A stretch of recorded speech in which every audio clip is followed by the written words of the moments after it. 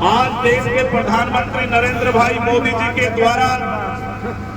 विकसित भारत संकल्प यात्रा पूरे देश भर के प्रत्येक गांव में, प्रत्येक शहर में और शहर के प्रत्येक वार्ड में चलाई गई है।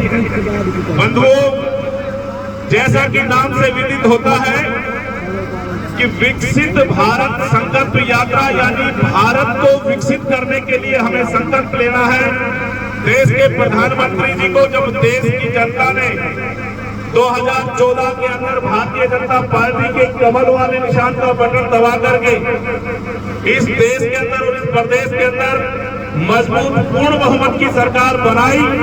और आप सब लोगों ने जो उन्हें ताकत प्रदान करी, उसी ताकत के आधार पर आज जब पार्टी की सरकार को 10 वर्ष हो गए हैं तो देश के प्रधानमंत्री जी ने ये संकल्प लिया है और ये संकल्प लिया है आप 130 करोड़ भारतीयों की ताकत के कारण, ये संकल्प लिया है आप बुजुर्गों के आशीर्वाद के कारण, ये संकल्प लिया है मातृ शक्ति की दुआओं के कारण और ये संकल्प लिया है देश के युवा साथियों ने जो कंधे से कंधा मिला करके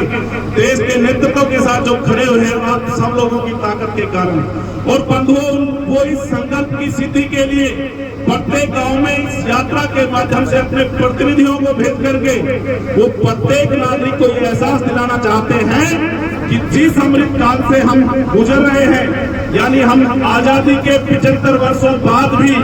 पूरी दुनिया की श्रेणी के अंदर जो हमारे साथ आजाद हुए थे, आज वो विकसित देशों की श्रेणी में खड़े हो गए हैं। लेकिन हिंदुस्तान 75 साल बाद भी विकासशील देशों की श्रेणी में आता है। बंधुओं, आप लोगों की ताकत के कारण उन्होंने संकल्प लिया है और उसी संकल्प को देश के एक एक नागरिक से, एक एक मातृ शक्ति से, एक एक युवा शक्ति से दिलाने के लिए उन्होंने ये तय किया है कि जब 2047 के अंदर इस अमृत काल के हम जब 100वीं वर्षगांठ मना रहे होंगे, जब आजादी की 100वीं वर्षगांठ मना रहे होंगे और पूरी दुनिया पलक पाँव बिछा करके हिंदुस्तान की ओर देख रही होगी, तो एक एक हिंदुस्तानी अपने आप को इस बात के लिए उस समय गौरवान्वित महसूस करे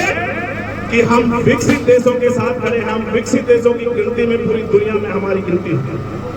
बंधुओं, 2014 से पहले जब भारतीय जनता पार्टी की सरकार नहीं थी, आपने देखा होगा कि हम पूरी दुनिया के अंदर हमारी आर्थिक स्थिति 10वें पायदान पर थी। लेकिन जब आप सब लोगों की ताकत के कारण, आप सब लोगों की दुआओं के कारण आप लोग जब भारतीय जनता पार्टी को मत करते हैं, तो आपके मत की ताकत के कारण जब देश के यशस्वी प्रधानमंत्री जी प्रधानमंत्री के रूप में इस देश की कमान संभालते हैं, तो आज आप देख रहे हैं कि हम पूरी दुनिया के अंदर 5वें पायदान पर खड़े हैं। और बंधुओं, ये आप ही की ताकत है, आप ही का हौसला और आप ही के हौसले के कारण जब देश के यशस्वी प्रधानमंत्री नरेंद्र भाई मोदी जी अपने आप को जब 130 करोड़ भारतीयों के साथ पाते हैं, उनको लगता है कि 130 करोड़ भारतीय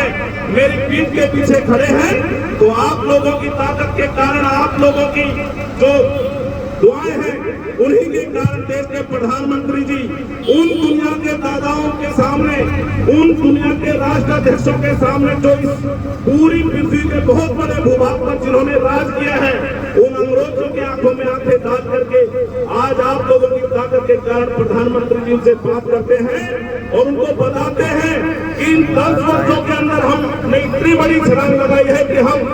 दुनिया की 5वीं अर्थव्यवस्था बने हैं। और वो आपकी ताकत के बल पर कहते हैं कि मैं मेरे देशवासियों के दम पर आज आप लोगों के सामने कह के जा रहा हूं कि आने वाले समय में हम दुनिया की 3री अर्थव्यवस्था बनेंगे। बंधुओं, ये तब संभव हो पाता है जब पूरा देश संगठित होकर के देश की सरकार के साथ, देश के राज के साथ खड़ा होता है। आप कल्पना करिए किस प्रकार से 2014 से पूर्व कोई भी देश के दुश्मन यहाँ आतंकवादी भेज करके देश की राजधानी के किसी भी चौक चौराहे पर वो बम ब्लास्ट कर जाते थे। हमारी धार्मिक आस्था के प्रतीक उन मंदिरों तक को वो नहीं छोड़ते थे। लेकिन ऐसा क्या होगा कि देश की जनता, भारतीय जनता पार्टी की पूर्ण बहुमत की सरकार इस देश में संस्थापित करती है और आज एक आतंकवादी देश की सीमा पार नहीं कर पाता है। बंधुओं, इस प्रकार के जब फैसले पर फैसले लिए गए, कड़े सुरक्षा बंदोबस्त किए गए और देश की बहादुर सेना को खुली छूट दी गई, तो देश की सेना ने भी उनको ललकारा है और आज एक भी आतंकवादी देश की सीमा के अंदर घुसने की हिम्मत नहीं करता। बंधुओं, आप कल्पना करिए 370 के कारण 35 के कारण इस देश को दो भागों के अंदर पूर्व की सरकारों ने बांटा हुआ था और उस पर कोई काम नहीं करने को तैयार था। हम भी अपने बुजुर्गों से तब बात करते थे या शिक्षकों से बात करते थे, गांव की चौपालों पर बैठे बुजुर्गों से जब भी बात करते थे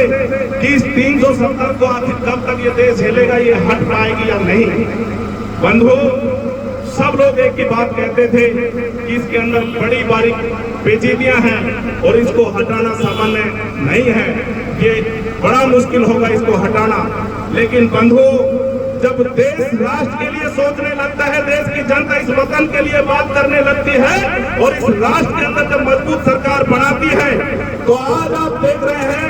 कि वही सरदार वल्लभ भाई पटेल के बाद दोबारा से गुजरात की धरती से चलकर आया देश का गृह मंत्री उस 370 के बारे में जब देश का मिजाज टटोल लेता है और उस मिजाज टटोलने के बाद जब देश की आवाज को पहचान लेता है, तो आपने देखा होगा तो दोबारा से जब देश 2019 के अंदर भारतीय जनता पार्टी की सरकार बनाता है, तो केवल 70 दिन की सरकार उस 370 को उखाड़ फेंकने का काम करती है जिसके बारे में कहा करते थे कि इसमें बड़ी बारीक पेचीदगियां हैं। वो जम्मू कश्मीर के हुक्मरान जो ये कहते थे